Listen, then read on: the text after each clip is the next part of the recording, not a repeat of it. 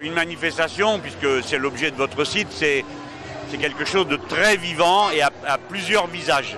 C'est pas ce qu'on peut voir de loin, 3-4 pancartes et puis des gens qui défilent dans la rue. C'est beaucoup plus riche, c'est un biotope politique, une manifestation.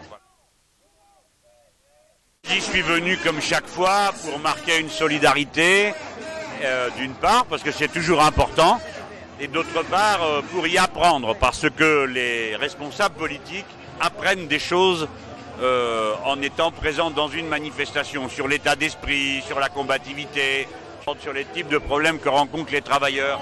Des fois on est en recul, on est moins fort, et d'autres fois plus fort. Bon, là, visiblement, on est un peu moins fort. Et il faut analyser pourquoi. Est-ce que c'est parce qu'il y a de la résignation sociale? Est-ce que c'est parce que le résultat des européennes pèse dans les esprits? Moi, je crois que ça pèse. Sortir des élections européennes avec la droite en tête, même si c'est sur un océan d'abstention, c'est quelque chose qui fait mal, qui rend plus difficile la mobilisation. Voilà. Donc nous, pour nous, les combattants politiques, ça élève notre responsabilité. Je suis là effectivement pour une défense commune des intérêts des salariés et des retraités qui actuellement sont extrêmement menacés. Et à ce titre, il y a aussi, comment dirais-je, une action qu'on doit mener tous ensemble, être convaincus qu'il faut se battre au jour d'aujourd'hui.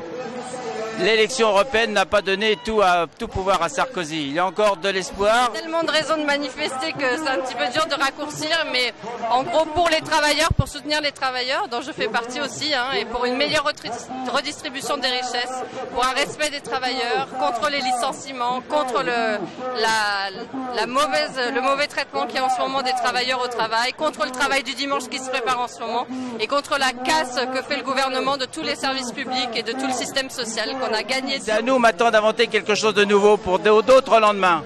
S'il y en a qui ont encore du cœur à l'ouvrage et qui veulent bouger et qui ont encore du souffle, il faut le faire. Il faut se bouger encore aujourd'hui.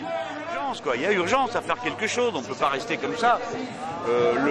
La campagne électorale, elle n'a pas été qu'électorale. Vous savez, elle a été sociale aussi. On a été à la porte de dizaines de dépôts d'EDF, des cheminots, des boîtes privées.